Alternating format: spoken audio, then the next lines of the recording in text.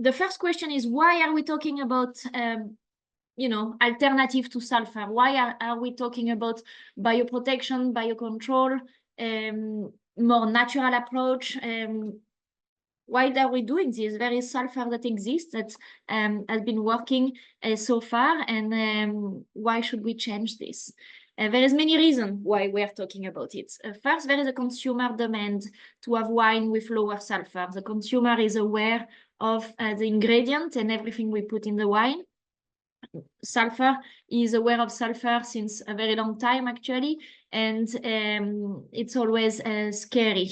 So the consumer is always asking for lower sulfur if possible. Then there is also some actually technical aspects, like winemaking aspects that are interesting for us winemaker. Sulfur is acting as a solvent and an extractor. So when you put sulfur on grapes, you're actually going to extract a lot of compounds from the skin that are not necessarily all positive. So, you will help to extract some color. Yes, that's great, but you also will extract a lot of green character and pretty much everything that you have on the skin in terms of aromas. So not always great, particularly when you don't have the control of it. The other reason is that, yes, it extracts, but it's also bleaching the color. So you extract the color, but then you bind it with sulfur and you bleach it. This is something we say is reversible, but in reality, we have been seeing for many years now in many wines that it's not fully reversible. So you're actually losing some color when you use sulfur. It inactivates thiamine. Thiamine is an essential vitamin for the yeast. So it's actually a good, when you don't have sulfur in the environment, you have a little bit more vitamins available to the yeast, so better development of the yeast. It does stress the yeast and the bacteria, and it gives some compounds to the yeast, gives sulfur compounds to the yeast to produce more sulfur or produce some H2S. So yeast will use this sulfur and just consume it and transform it as reductive aromas. Most of the yeast do this. Not all of them, but most of the yeast do this. So you are giving basically, you are favoring the synthesis of H2S and other of aromas, and you are also favoring the production of sulfur itself by the yeast. Another thing that sulfur does is, yes, it is a great antimicrobial agent, but it's actually creating a microbial vacuum. So it's really destroying, it's just inhibiting all microbes at once, destroying the natural equilibrium. So it's a little bit too strong sometimes on microbes. So it stresses them and then it just kill everything. Aromatically speaking, aromatic and mouthfeel speaking, it does close the wine.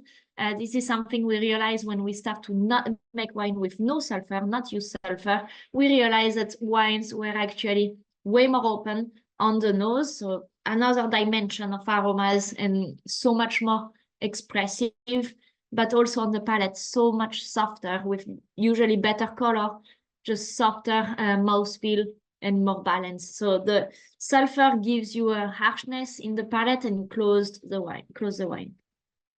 Another thing is that it's not always effective. So we use sulfur as antioxidant and antimicrobial.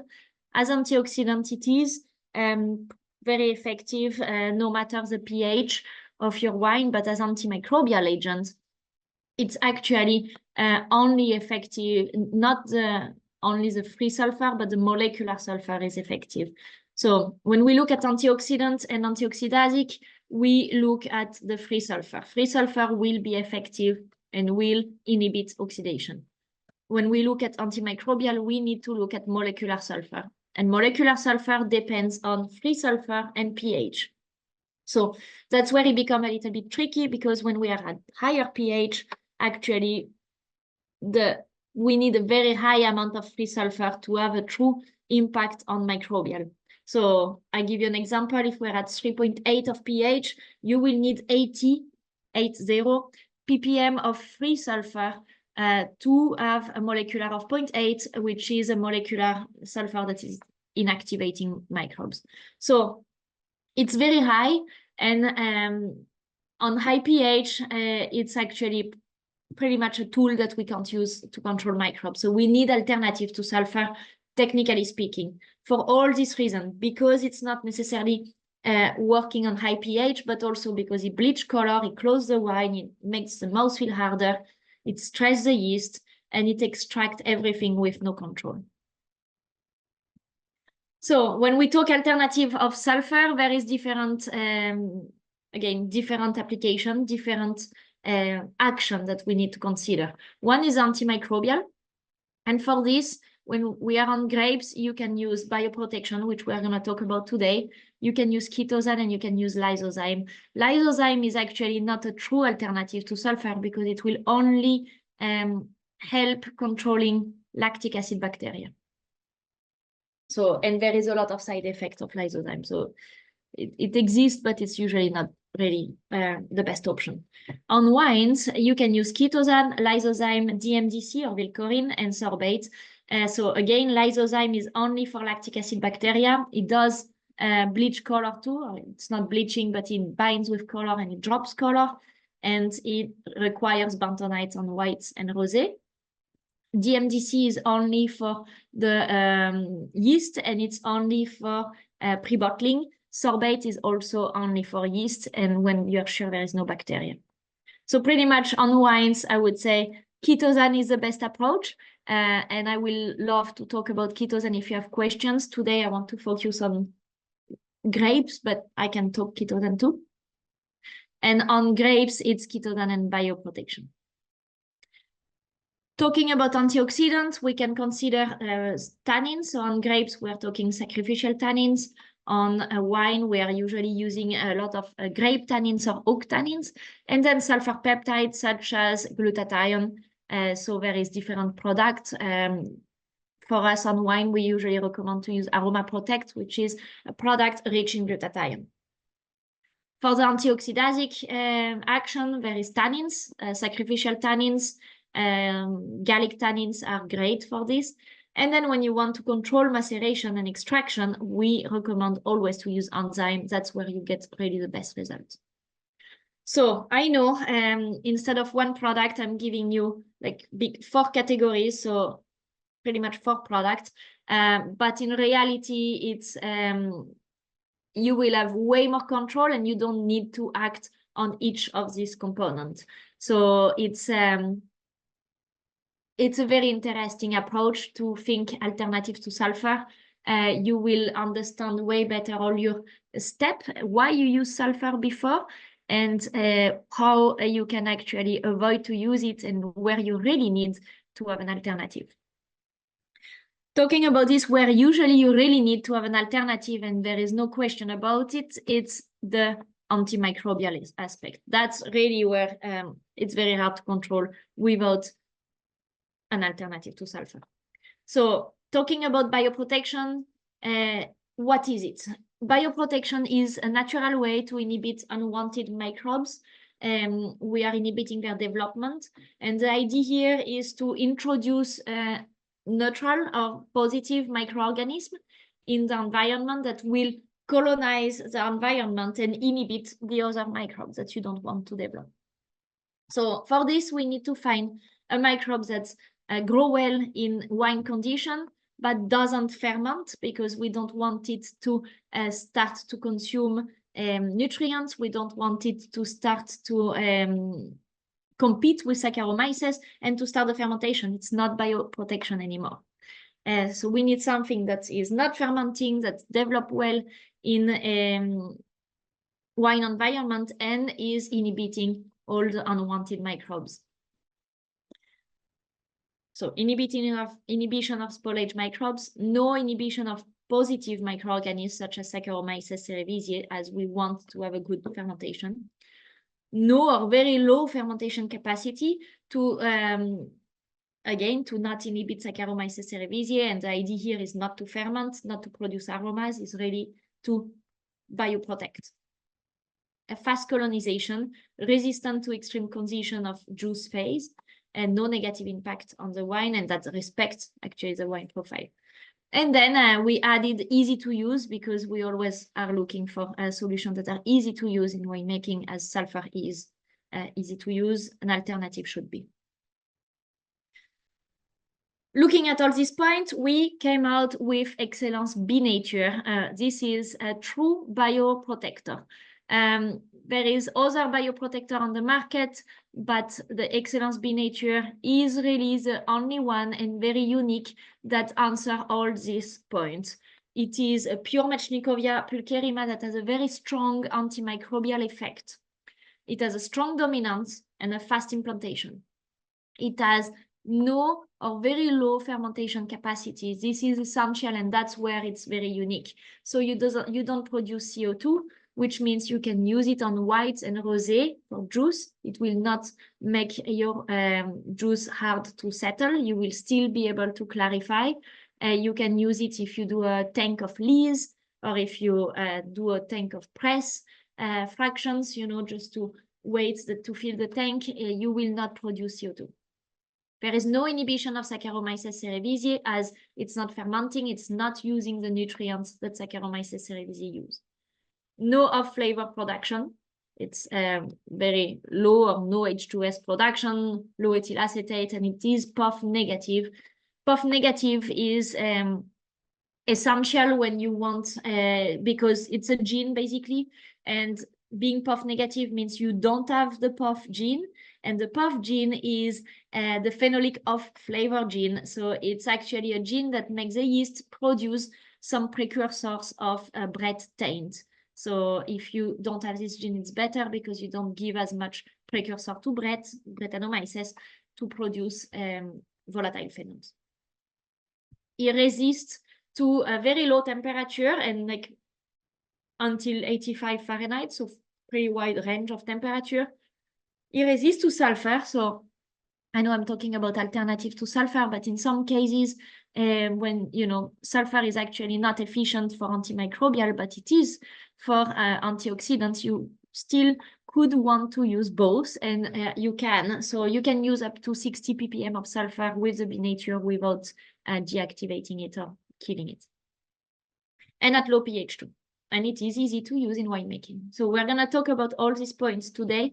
I really want to focus on this, because it is a revolutionary approach.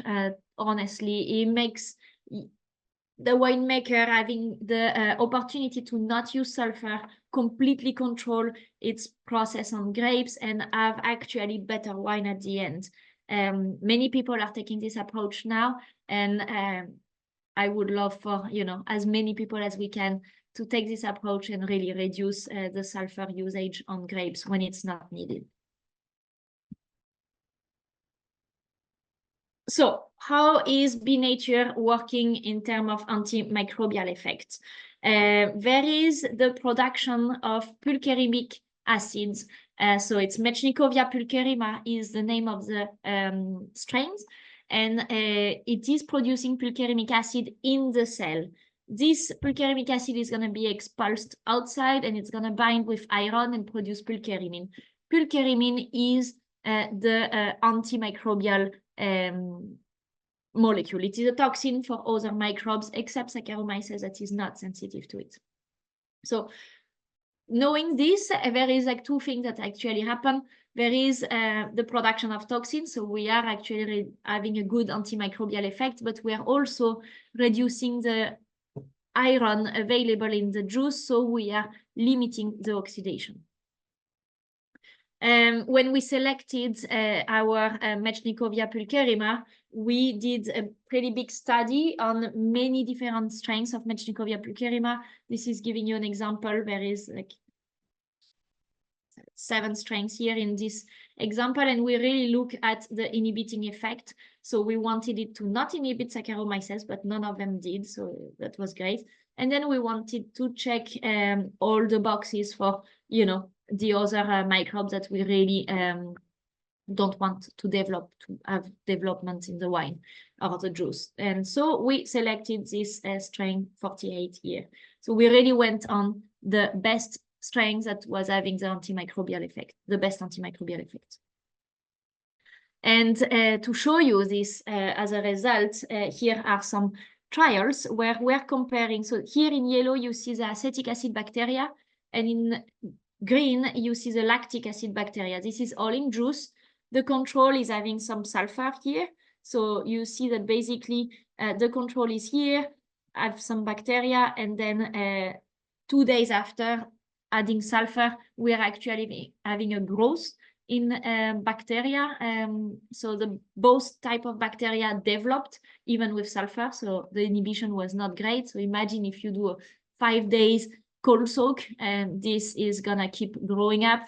You are starting to have VA, ethyl acetate, maybe some actually malolactic fermentation going on, and inhibition of Saccharomyces with some competition here.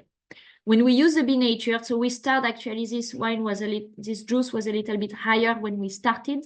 So not even great for us for the trial, but you know, it's similar result. 2 days after, the population were lower, in particular the acetic acid bacteria. So we really have managed to control the development and limit the development of acetic acid bacteria and lactic acid bacteria by just using the BNature here. Then I told you there is a very good and fast implantation. So here is pictures of how you can see what are the yeast developing basically in the juice. So we did some Petri dishes. You have the initial mast here with a lot of different type of colonies. This is with sulfur. We added sulfur, and basically there is only like some Saccharomyces alive, and that's it. Everything else got inhibited. So sulfur is really, I would say, didn't destroy the entire microflora, but it kind of sanitized a little bit the environment, leaving space to microbes that are actually not necessarily wanted. While when we used our Meshnikovia pulcherrima, so our BNature here, you see all the little red dots are actually all the BNature growing. And basically here what we are seeing is that there is an equilibrium. The BNature took over the full microflora, inhibiting the development of other microbes, and we end up with an equilibrium that is way more healthy. Then, I told you there is no inhibition of Saccharomyces cerevisiae. Just wanted to prove you this. We are actually here looking at the development of the cells. You can see that basically at the beginning we are putting Meshnikovia pulcherrima, and there is Saccharomyces cerevisiae, so BNature is here. And as soon as the fermentation is starting, you can see that Saccharomyces cerevisiae is still going stable and high. And in fact, the BNature is going to die. BNature is going to die mostly because there is actually no resistance to alcohol for this cell. So it's just not, as soon as there is about 3% alcohol, BNature dies.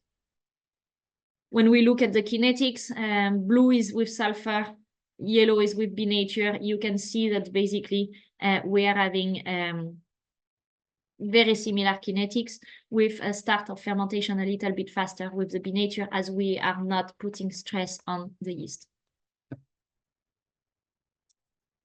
Then looking at the wine analysis, that's actually an interesting thing. We are comparing again the BNature with the sulfur.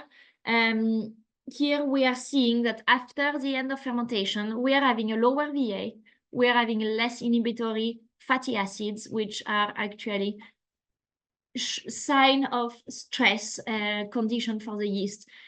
These inhibitory fatty acids are also interesting to look at for the malolactic fermentation. So it's actually what a lot of it inhibits malolactic fermentation, or would inhibit a second fermentation or a restart of fermentation if you get stuck.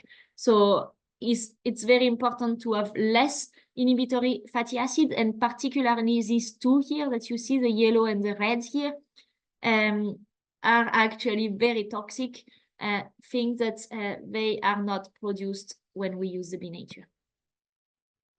we end up with a faster and cleaner fermentation. We have lower acetaldehyde. Again, we didn't stress the yeast.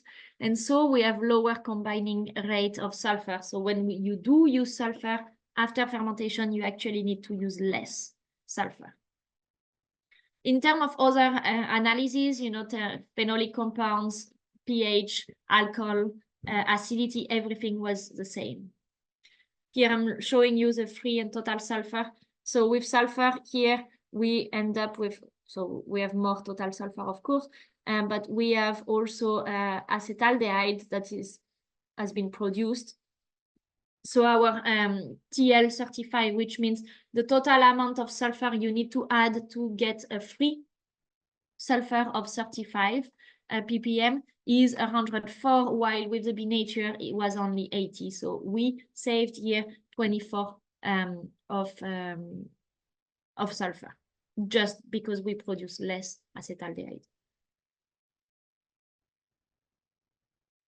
Then if we look at the aromatic analysis, so this is gonna be very interesting. So there is two things. One is that the Nature put less stress on the yeast than sulfur. So the Nature is not producing aromas, but Nature will put the yeast in a better condition. So an optimized metabolism. So the yeast is more comfortable and the yeast can actually act completely as she should, and so produce better aromas.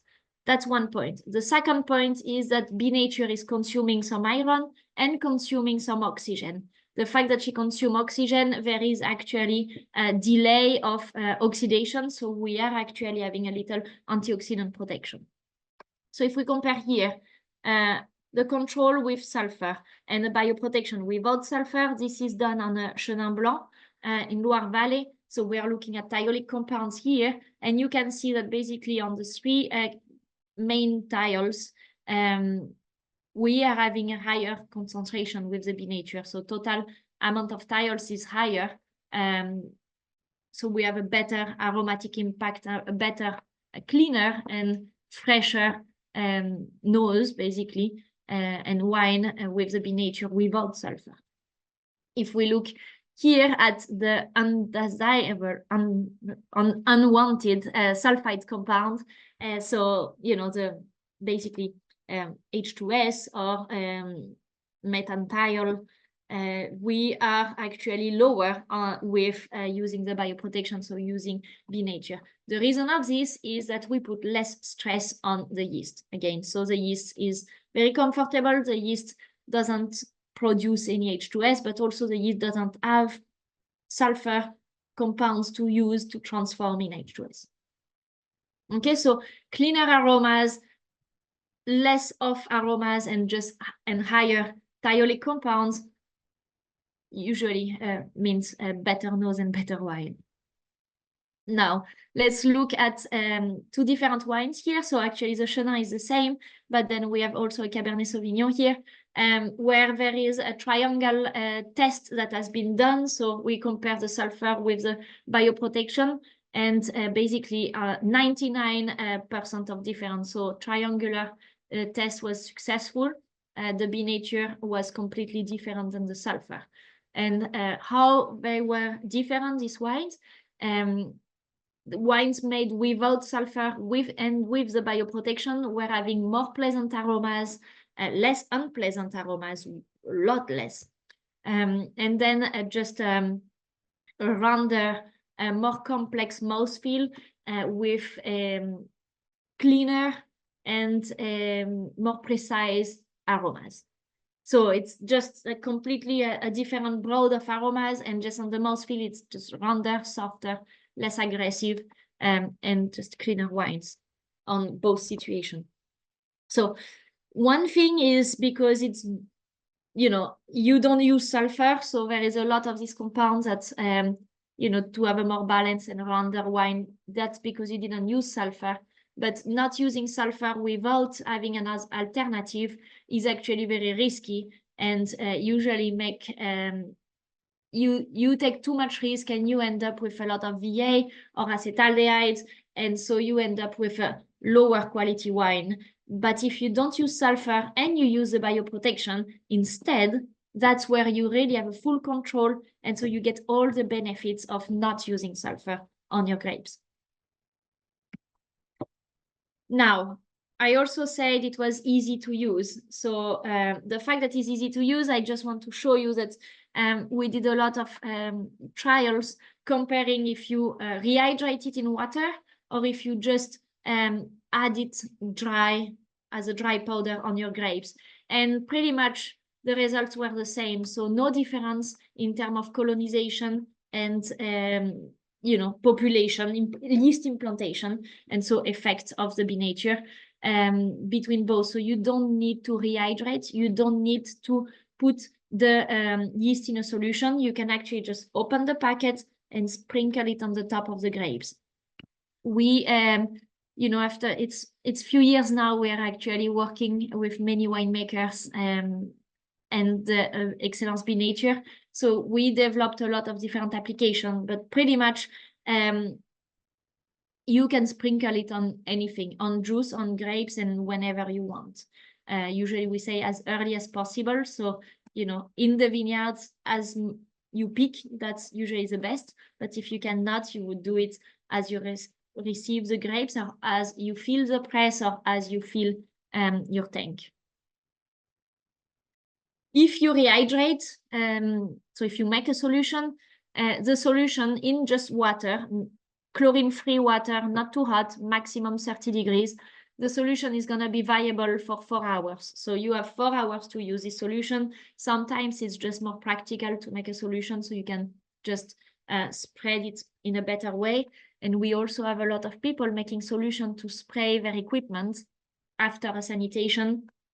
They will just spray it just to make sure that in the little corners that maybe you didn't get clean so well, if there is something developing there, it's not going to be an acetic acid bacteria, but it's going to be denature. So, spraying the drain of your press, spraying your steamer, spraying your sorting table, just spray all your equipment, allowed us to really reduce VA in the entire process. It is adapted to juice and grape conditions, so it resists to extreme conditions, very low temperature. So we do have some customers that add it. Some winemakers are adding it to their grapes just before they do a cold storage. That's gonna work because it actually resists to very low temperature. Low pH, so you can use it also on sparkling and base, and then you can go up to 60 ppm of sulfur without inhibition. Different applications. So again, you can make a solution and put it in a spraying bottle and then spray your equipment. That's the most common is at the end of the day, you do your sanitation the morning before you go with your first lot, you're going to spray the denature. And then in between lots, you will just spray denature to make sure you don't contaminate one lot with the other. That's really has been a game changer in controlling VA in the cellar. On grapes, you can spray or you can sprinkle directly the packet. We use 50 grams per ton as a dosage. So it's actually very easy to take a 50 ml tube, the samples tube. You fill this, with the denature powder, and you know that this tube is about 50 grams. This is gonna be good for 2 half-ton beans. Okay, so you can sprinkle it on the top of the bean when they are full, and you are good to go.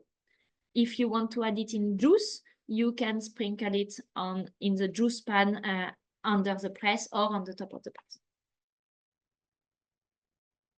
When as early as possible, because you want the action of the denature to be as efficient as possible, and so you want it to start very soon. So it will be at picking. You can layer it with grapes before the transportation of grapes and juice. So on the top of the grapes, just after you finish to harvest and before you go for your trip. Usually we say if you have a transportation of an hour or more, it's better to put it before than after. If you are all estate and you are within an hour, your vineyards are within an hour from your winery, you can actually add it at the winery as soon as you receive the grapes. at the grape reception, before the process on the top of the grapes, particularly if you have beans that are waiting. At cold soak, after the steaming, if you are using red and you really have no wait in between the picking and the process. And for whites and rosé and sparkling in the press pan before you do cold settling or stabulation. We have people doing some press fractions tank, so it takes a few days to fill this tank. You keep it cold and you can put the vinature there to make sure it doesn't start fermentation with off microbes. And also if you do a lees stabulation. So as a summary, vinature is the most efficient bioprotector you will find in winemaking. It is completely and specially developed for bioprotection. It is not fermenting and it's not going to compete with Saccharomyces. The very strong antimicrobial effect, no off aromas, respect fully the wine profile, and extremely easy to use. There is more advantage, but that are mostly because you don't use sulfur when you use this bioprotector, which means less stress on the yeast. You end up with cleaner wine, more aromatic wine, actually better colored wine because there is no bleaching, and less combining sulfur molecules, so a lower sulfur all the life of the wine. The application, 50 grams per ton, you just sprinkle it on the grapes or spray it on the grapes on your equipment as soon as possible. And it works for every type of wine. So I know there is some questions that are always asked to me, so I actually went ahead and put this question here, so I'm gonna answer them and before we finish. But so I know a lot of people are asking me what's the impact of Excellence Be Nature on ML bacteria. So the impact is at the beginning on juice, it's gonna inhibit it. You saw it on the first graph, we saw that it reduced the population. Then after, you know, in fact, 1 day in fermentation, the vinature is not active anymore. And so there is no more inhibition. So there is no problem of doing a co-inoculation. If you wait, you know, at least 2 days after you put the yeast, it's like Saccharomyces. And of course, if you do the malolactic fermentation after your alcoholic fermentation, there is no problem at all. It's actually going to help ML bacteria because there is lower inhibitory fatty acids, so lower toxic molecule for the bacteria. Can I use Be Nature with sulfur? Yes, absolutely you can. 60 ppm is the max we would recommend to do. Does Be Nature, Excellence Be Nature require oxygen, nitrogen addition? No, it's not consuming nitrogen. It's consuming oxygen and iron to produce this pulcheramic acid. And so no nitrogen, no extra nitrogen addition required because there is no consumption of YAN. When is the best time of application? Again, on grapes, of course, you can't use it on wine because it's not going to survive. Grapes or juice as soon as possible after picking.